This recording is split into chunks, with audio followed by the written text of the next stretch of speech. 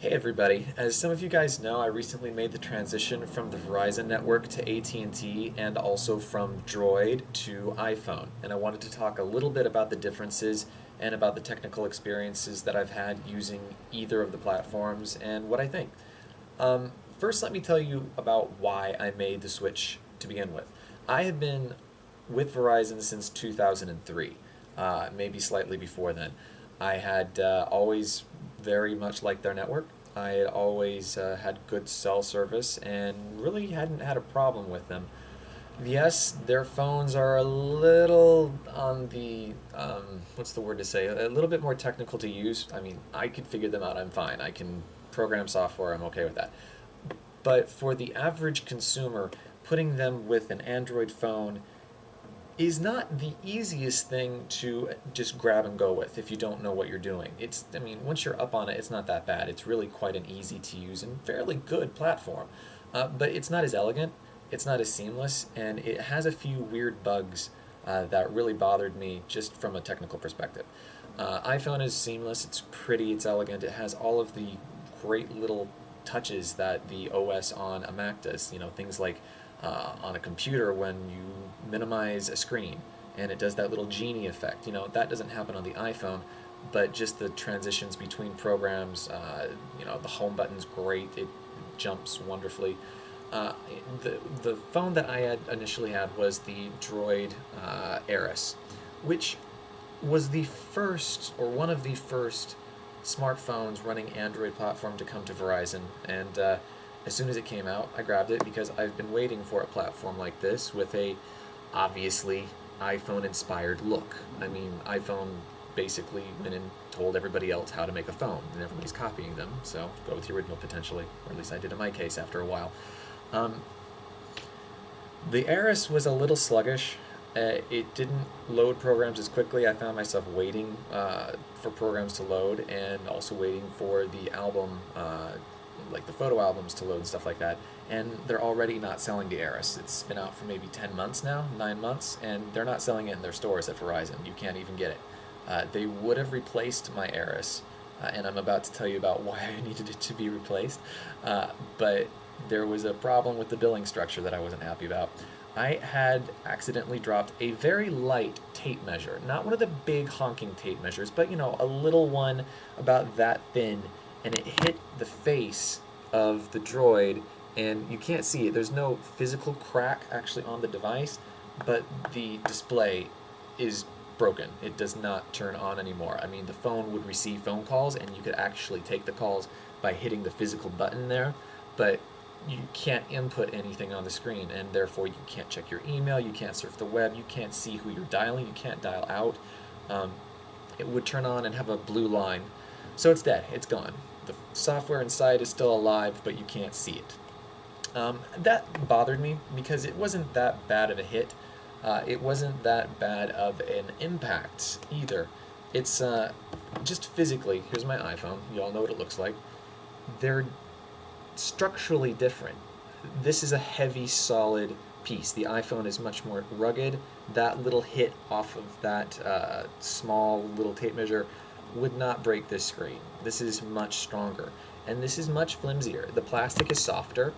It's really kind of weak. You can hear it in the difference if you tap it a little bit, and there's just a quality difference between the phones. And the same thing applies to the Incredible and to the Droid X.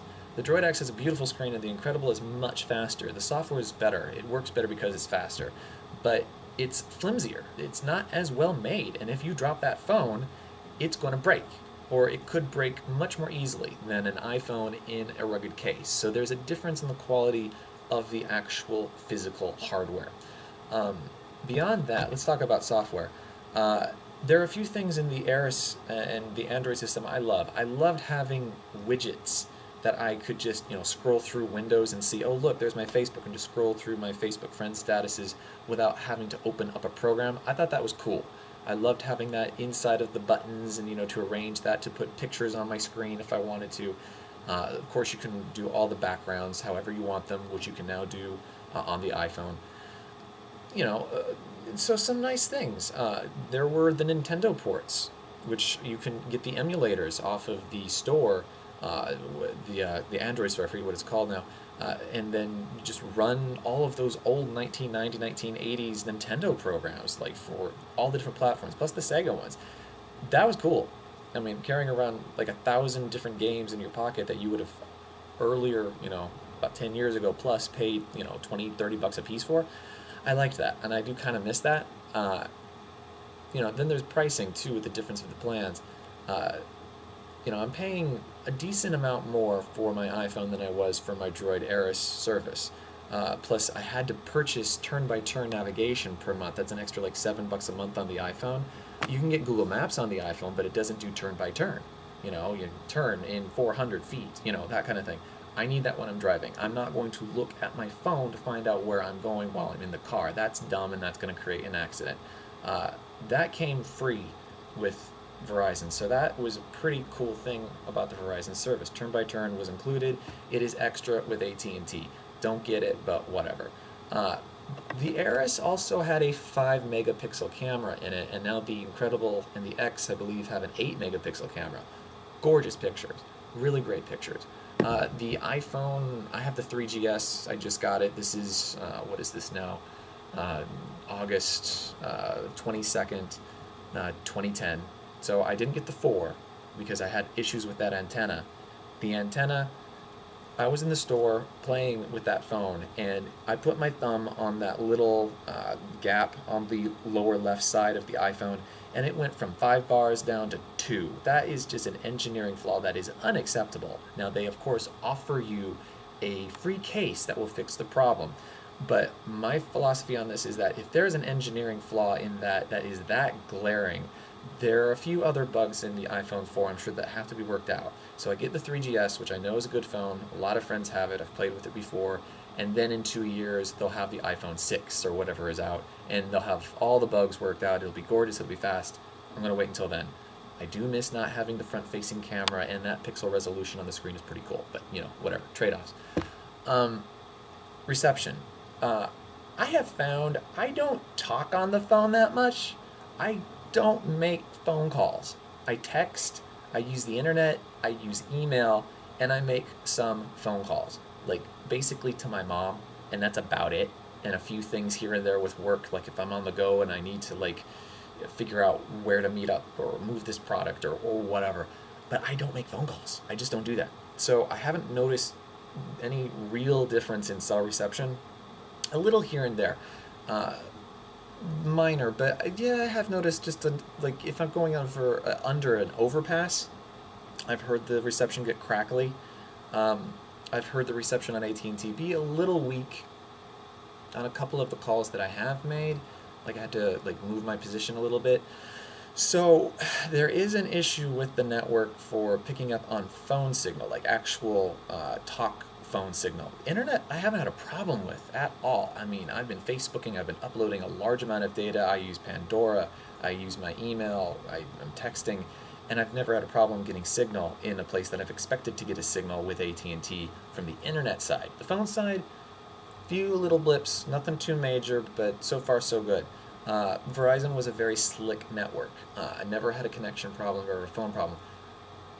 But there was one interesting difference. I went to Joshua Tree out by Palm Springs here in California, and I was in the park with my iPhone, and I could upload data to Facebook from inside the park, like pictures and statuses and all that kind of stuff. I couldn't do that with the Verizon network. It didn't get signal out there.